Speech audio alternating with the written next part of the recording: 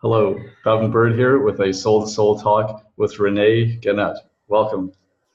Thank you. Thank you, Baden. I've been looking forward to this. Yeah. So, so you share grandmother wisdom, you said, right? Yes. Yes. Okay. So first I'll introduce you to our listeners. So her journey, Renee's journey, has been about healing her wounded child. And she's done a lot of introspection and personal work and has come to know that we can all heal if we allow ourselves to be guided by our higher self. The way is always shown to us when the time is right, and it's always for our greater good and for the greater good of all. And all we have to do is set the intent, get out of our way, and trust. And only once we are healed can we truly be of service to others as we have walked the path. And although she's still on her healing journey, she feels that she's ready to step into her power and show the way. And so this speaks to me on a lot of levels. And also, I really like the part about being guided by our higher self, because that's part of my vision for the world, right? Is everyone being like living in alignment with their highest self. And also, and Renee was raised on a farm, and she is a master teacher for over 30 years and has authored 4 books, including Life in a Nutshell and Witness the Magic, Become Like a Child Again, and certified, I guess, I'm not sure what to say here, first and second level Reiki. Reiki healing, yes. And has studied the major world religions and read a plethora of books from the masters, and also attended energetic shamanism personal healing workshops, and is a celebration of life facilitator for Humanities Team. I'd like to hear more about that too. And has facilitated drumming circles in her teepee to promote self and universal healing, which is really awesome. Welcome. Thank you. Thank you. Yes, I'm glad to be here. Yes. And what we were going to talk about today was this story, which I saw that you had shared on Facebook, and part of what people can learn from this is to realize that the power is within them. So I guess first I'll just ask you, what kind of world do you want to create? What kind of world do I want to create? The world that I envision is a world that is totally of joy, peace, harmony, everyone coming together with their gifts and working together as a community. It's a world where there's no more struggle. And I when I say no more struggle, I sort of struggle with that in the sense that if I say no struggle, I attract that energy. And I feel that a lot of people in this world are using, I don't want any more violence, I don't want, everything that's negative, that we call negative. And as soon as we do that, we attract that. So if we go from what I would desire would be peace and a world where we live in harmony. Yeah, ease and flow, like for the opposite of struggle, I think. Yes, ease and flow. Oh yeah, it's beautiful. This is a very similar vision that I have.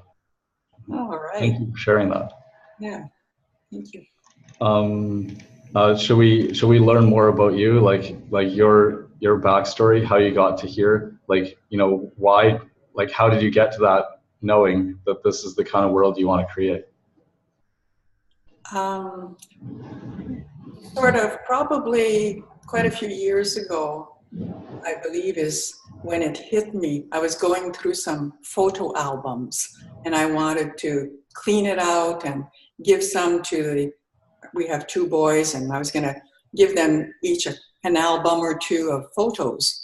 And as I was going through the photos, I could see what was important in my life at that time was work, and then all the major holidays, Christmas, Easter, those were the big events, and then work again, and then a trip. And it repeated itself continuously. And I said, is that really what I want in my life? Is that what life is all about? And this was probably around 1990 or so. And that's when the change started to occur. The unexamined life is not worth living, right? You looked back, so you were looking through the photos to separate some out to share them with your sons. And so because you were looking through them, you saw these patterns? Yes, patterns, definitely. So that was a major turning point? It was one of the major turning points. Another was in 1987, I saw a card reader, actually. I had never seen a card reader before, and I didn't even believe in card readers, but I went because somebody brought me there. And she was a First Nation lady, and she spoke from the heart. I could connect with her, and she gave me a book to read. She said, "Read this book," and I read the book, and it really spoke to me. It was really a download from a grandfather of First Nations, and he was saying how, the different churches, how they dealt with religion as a structure, and it wasn't really, it was about what he was saying, spiritual connection and connection with all sentient beings. And this was what was missing in my life. I had it when I was a child. And by reading his words, I started that reconnection with nature as well. Oh, great. Wonderful. Yeah. What was the next major turning point? The next major turning point, I just read, and then I came, I guess, upon Conversations with God by Neale Donald Walsch, and I read his books, and then I felt that it resonated a lot with me, and at that point, I took a flight to Ashland, Oregon, and met with him with a group of 12 other individuals. And he had started at that time Humanities Team, and I wanted to join Humanities Team.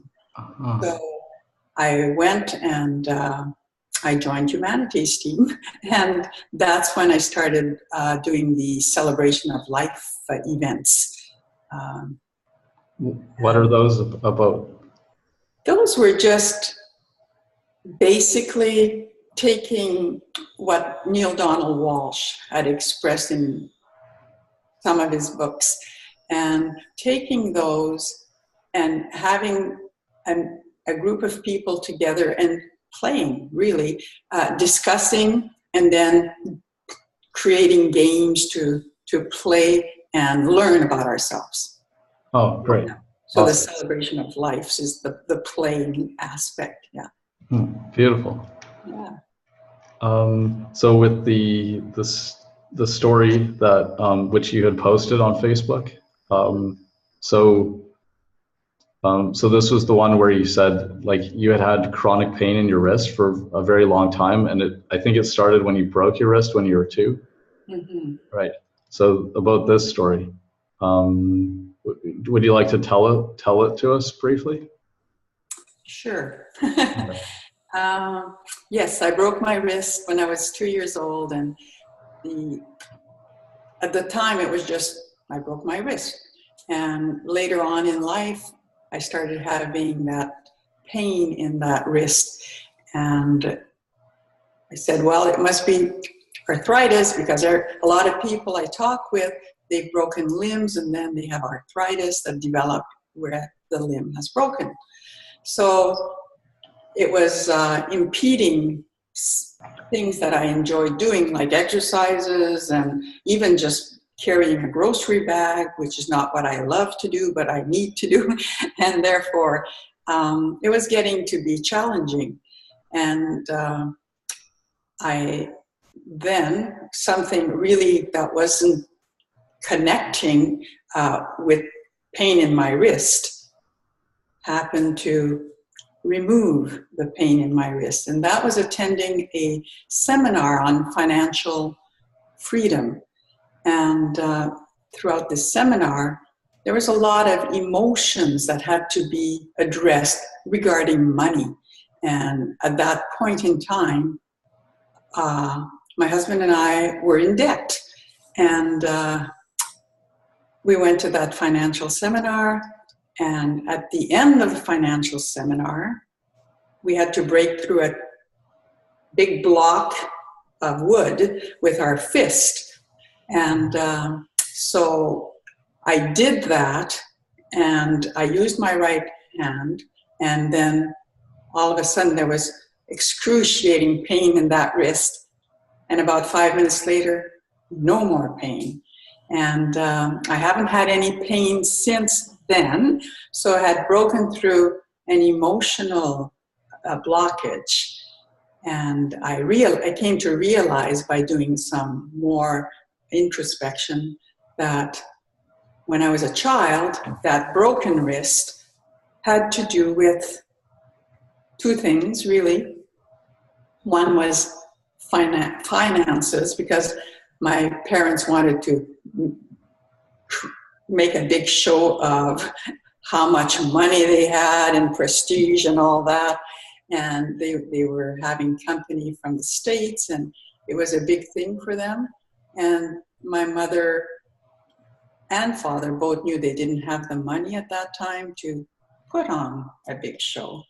And so there was talk about that, and that, I can't remember those words, but I know it was there because they talked about such things when I was growing up. So this was definitely something. And my mother told me after that it was a concern. And also the second aspect was I was lacking attention because all the attention was on everybody else. And therefore, seeking attention, we do things to hurt ourselves sometimes. Whatever it may be, we do things to get attention. So there was that particular aspect to it as well. So I read your story about bronchitis. So yes. I think that one ties in with that. Yes, that one was about definitely attention as well. Now, I was a very sensitive child, probably oversensitive, a lot of feminine energy. And the one about the bronchitis was I would cough continuously for hours on end and go to the doctors and so on and get the attention from my parents and my sisters and everybody around. And it lasted for years and years and years until I was in probably my late 30s or maybe late 40s, actually, until I was doing that introspection. And I realized what I was doing, why I had this chronic bronchitis. And I just did some work and released it, and there you go, no more. And I don't even get colds anymore. It's like the lungs have cleared. Yes. Mm-hmm. Mm-hmm. That's awesome. That's inspiring. Yes. I actually got pneumonia last November or December, and I still have some trouble with my lungs. So it makes me really think. Yes. I always say the lungs are associated with the heart, and it's about self-love, right? And if we can love ourselves, that usually clears. And it's about our voice too, right? Being able to be in our power and use our voice. Yeah. Okay. And one more thing, not about our voice, but we are no longer in debt. Like after that financial seminar, my belief systems about money changed. So that was a healing as well, because it had been passed down from my parents. And I now believed in abundance and therefore out of debt and doing really well. Very glad to hear it. Thank you. And you live in a very beautiful place. Mm-hmm. Yes, we attracted that. It's like through our beliefs. Absolutely. Consciousness is the only reality. It all comes from our consciousness. Yes, I agree.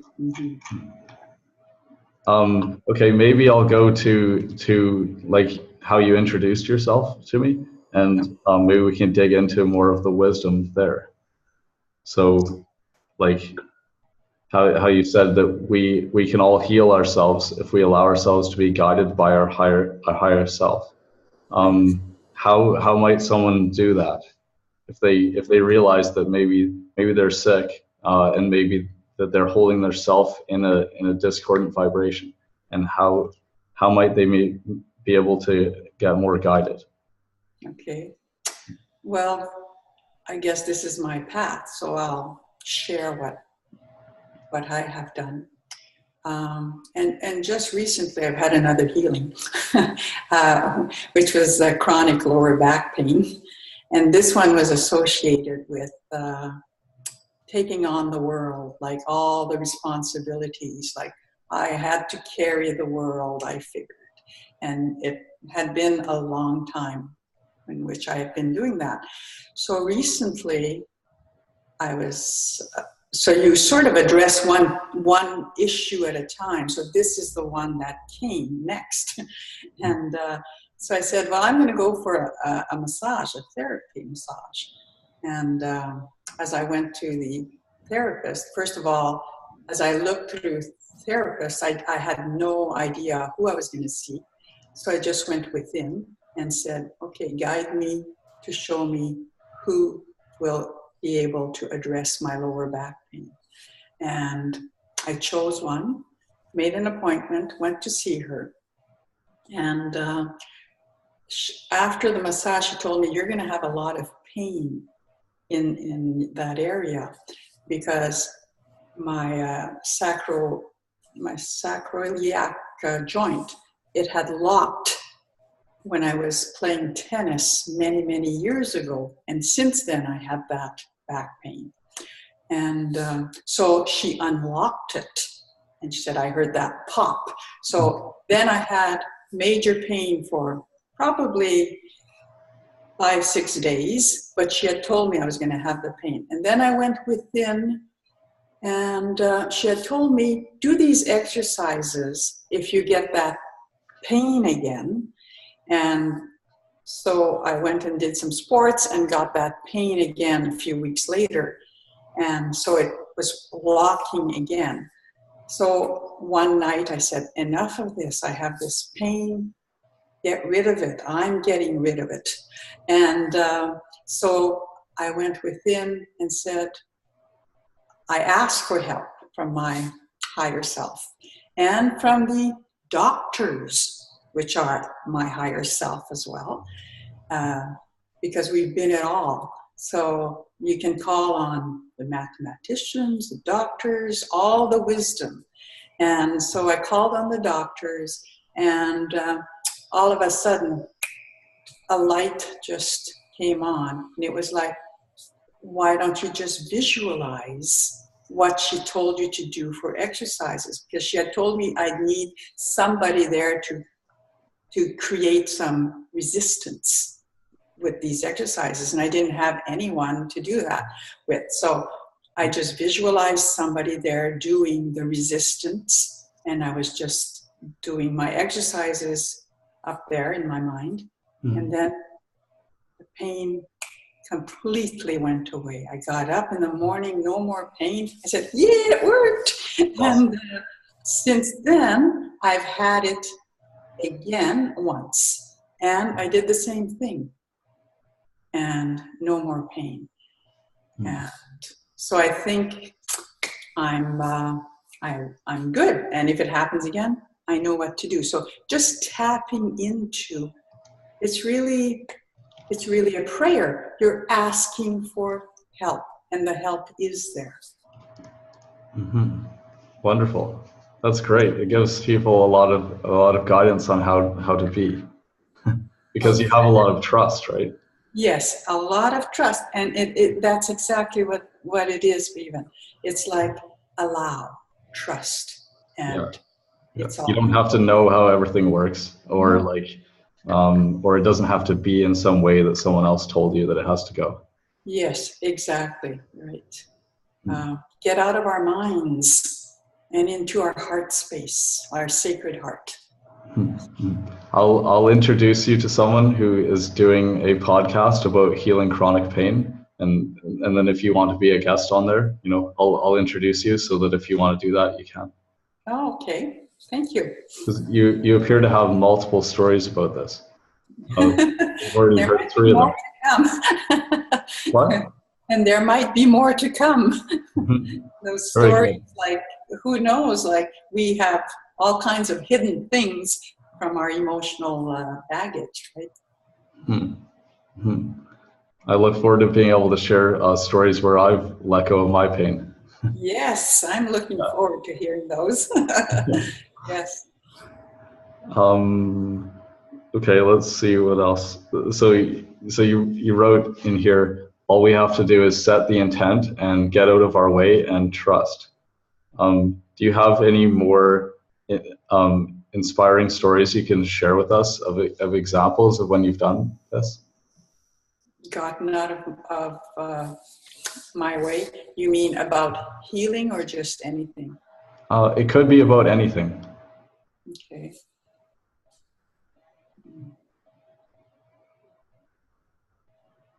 Well, it's basically the way I function in life. Like I always go to my head because I was trained to go to my head. And then all of a sudden it's like, why am I doing this? Why don't I just trust and allow and let things unfold? So for instance, when I have guests over for a dinner or something, I used to have everything that was planned. And of course, I was nervous about it and so on. Now it's like, okay, they're coming over. Of course, I have a vague plan, and things will occur in probably a way that I imagine, but I allow for anything. It's like, if they come late, who cares? If we don't have this particular meal, who cares? There are stores, just go to the store. Or something, they might suggest something. It's just getting out of your way in everything that you do. If you plan a trip, so, okay, plan the trip, but have no expectations. It's like, whatever happens, happens, and you go with the flow. It's basically the idea. Instead of trying to run the universe. Yes, which I did for a long time. And I think a lot of people are still there.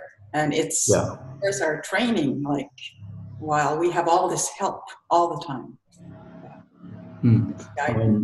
What's another way we can tap into guidance or assistance or support? What's another way? For me, I love to write. Like, I write little songs and some poetry and those books that I wrote. And whenever I write, it's never me who's writing, right? It's not this little me, this physical me. It's like, it's from my higher self. So the way I go within is for me, it works if I close my eyes and then I actually feel myself going down to my heart level. And when I mean heart level, it's the sacred heart, which means it's located between my heart and my third chakra. So that's where I go to. And I just feel myself going there, and then I put the intent, like if I want to write on, let's say, babies, then I'd say, okay, let the words that are meant to flow through me now. And I am your instrument. And then I open my eyes, and then it just comes out.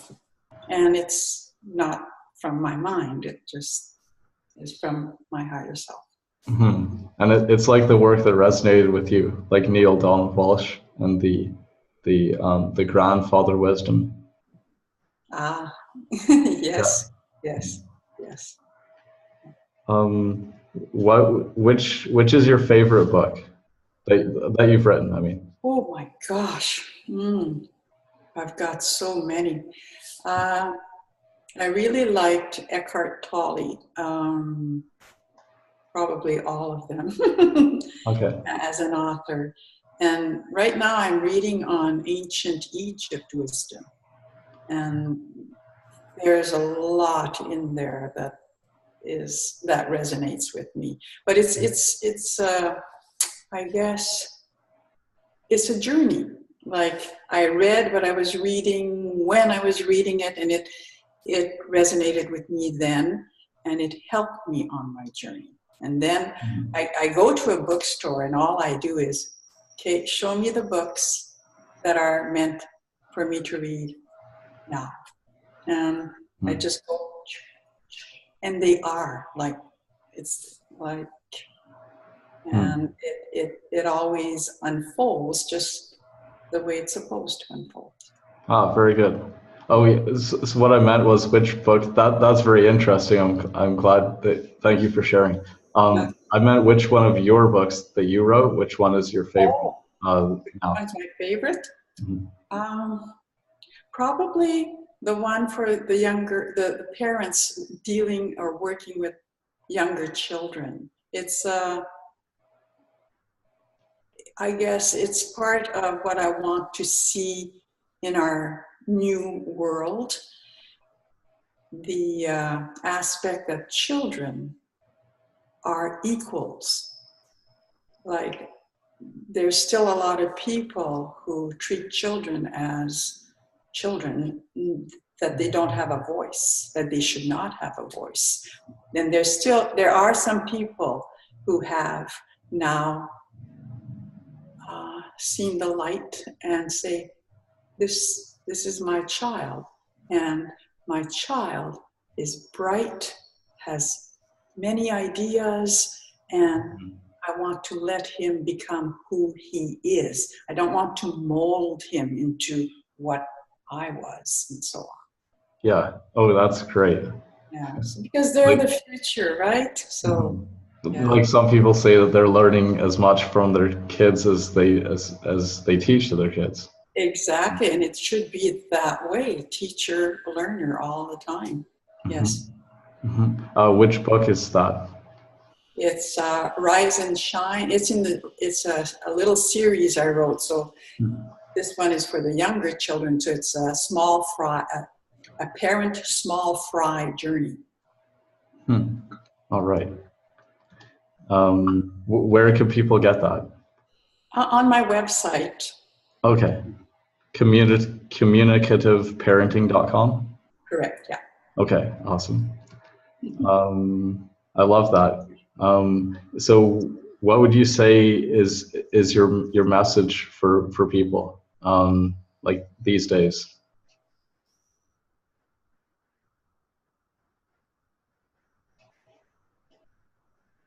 My message for people would be just stop running around and trying to do, but just be and enjoy the moment. Be present. That's where the joy is. Absolutely. I agree with that. Thank you. So when I asked you if you have something for our viewers for free, you said that you can give people love and hope. Yes. In what way? Well, I can give people love because I send love to the universe, to everything that exists. So that is my love to everyone. And hope, because I can give hope to people, hopefully, through what I have experienced and can share with others so that they can see that they are powerful beings. They have all within and can create the world that they wish to create. Yeah, we've definitely seen that today. There was hope there in what you've shared, and inspiration, and also and definitely inspiration to love yourself more too, and Yes. make your life easier on yourself. Yes. Number one, it's this one, because you cannot, I found out, I wanted to save the world for a long time, but you cannot save anyone if you are not whole, is what I discovered. So the journey is about realizing how much of a beautiful being we are. We all are. No matter what anybody has ever said to us, we are beautiful. And we have to believe it. And then Absolutely. everything else that comes in our picture is beautiful. Once we see ourselves as beautiful, everything else. I agree. And also, and you have the Dare to Dream like ebook on your website. They can also get for free, which is about self-love, right? Yes. Mm-hmm. Is there anything else you'd like to tell us about that? About self-love or about? Sure. Oh yeah, self-love, or also that book. This is just a small. It's basically a small introduction to the books I wrote, just to show why I wrote those books. It's about self-love and understanding what is self-love, and when we don't love ourselves, what it creates. It creates the bullying, the victims, the the triangle of bully, victim, and a observer, the one who doesn't do anything. And this is how our world is right now. It's in that drama, this 3D world, but it doesn't have to be. And by loving ourselves, we create a new world.